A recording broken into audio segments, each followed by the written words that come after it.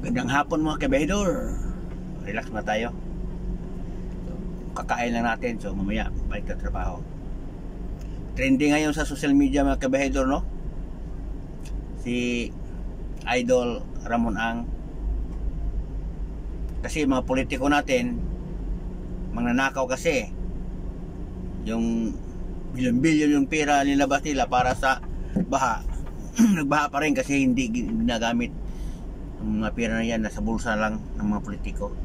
Hindi lang sa mga politiko, yung pati yung mga regional, mga director sa mga sa mga DPWH, lahat hindi nakapiri. Hindi naman lahat sa politiko yan, marami sila, mga kontraktor ng mga so, dami nakapira dyan, mga kurap mga yan, mga sa DPWH dami sigurong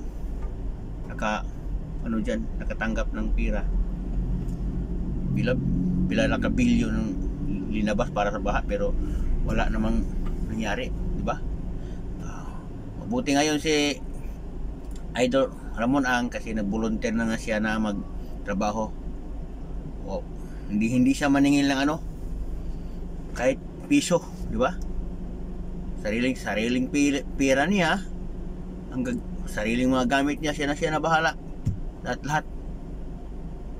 Hindi, so ang masasabi ko lang, hindi ba kayo nahihiya mga nakaupo ngayon? Dami yung pera nilabas para sa baha, pero palpa kayo.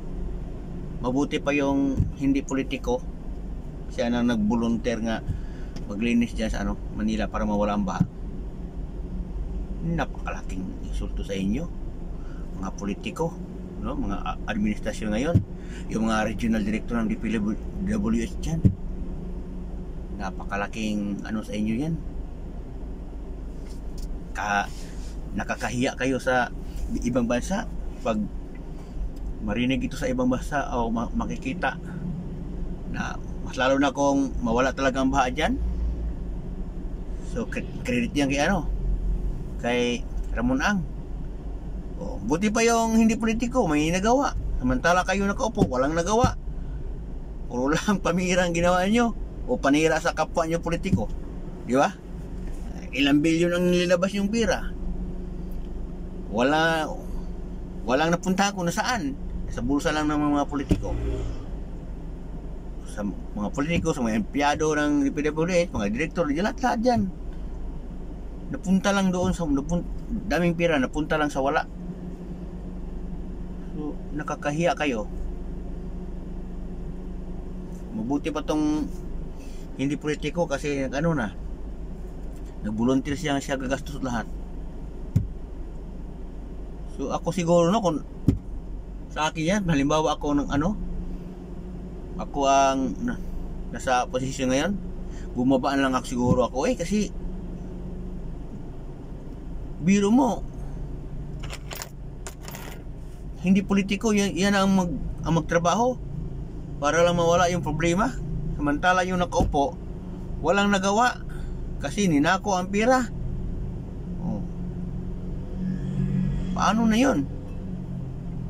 Napakalaking kahihiyan yan mga kabiyahidor. Kaya ang ibuto natin sa sunod na eleksyon, si Ramon Ang na lang. Kasi sure yan, hindi yan mangurap. Kasi bilyonaryo na yan yung nga, tinutulungan niya sa mga tao Ngayon nga, siya nga maglinis sa dyan, ilan bilyon gagastusin niya dyan, diba? Kasi ibubuto natin yung iba dyan sa tingnan mo ngayon ang Senado, nagbangayan sa mga walang kwintang bagay, diba? Buti pa to si Ramon Ang, mayroon pang nagawa, samantala yung nakaupo walang nagawa talaga. Kaya tandaan natin mga kabahidor, sa eleksyon, wag ibuto yung mga taong mga pira lang ang habol. Marami dyan mga congressman, biro mo, pagpirma lang millions yung natanggap ng pira. So wala silang pakialam kung magbaha yung Metro Manila o buong Pilipinas, basta sila mayroon silang pira, diba? Biro mo, bawat pirma sa mga congressman, pira. Buti na lang si Colonel Busita hindi pumipirma, may baruganan yan, no? So, dapat sana pinalusot natin si Colonel Busita. Hindi siya pumirma sa ganyan eh. Hindi siya nasilaw sa pira, pero ibang congressman nasisilaw talaga.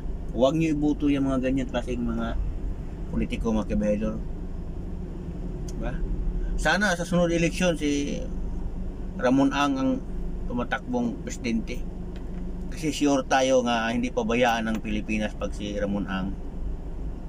Kasi hindi lang ngayon niya gumagawa sa baha. Nung sa una pang mga taon si Duterte pa ang presidente, marami na siya na itulong sa mga tao. So ito lang ang bilyonaryo talaga nga nakita ko nga, grabe gumagastos para sa mga tao. Daming bilyonaryo pero ito lang talagang grabe malasakit sa kapwa Pilipino. Ang ibang bilyonaryo wala namang yun. Sana lumabas din kayo, tulungan natin yung si Ramon Ang. Dapat kayo na siguro mga bilyonaryo ang tumatakbong presidente. Parang hindi na tumatakbo itong mga korap. Kasi yan ang pahirap sa Pilipinas natin, yung mga korap ng mga politiko. Ngayon pa lang dami nang nag-ambisyon sa eleksyon. Sisiraan nila si Bibi Sara para lang pagtakbo nila wala nang malakas nga kalaban. Yan talaga yung ginagawa ng mga yan. Kaya lang kabahedor, sa sunod na eleksyon, tandaan natin, huwag natin iboto yung mga taong pira lang ang habol, no? Kaya saludo ako ni Ramon Ang. Kaya God bless you, Idol Ramon Ang.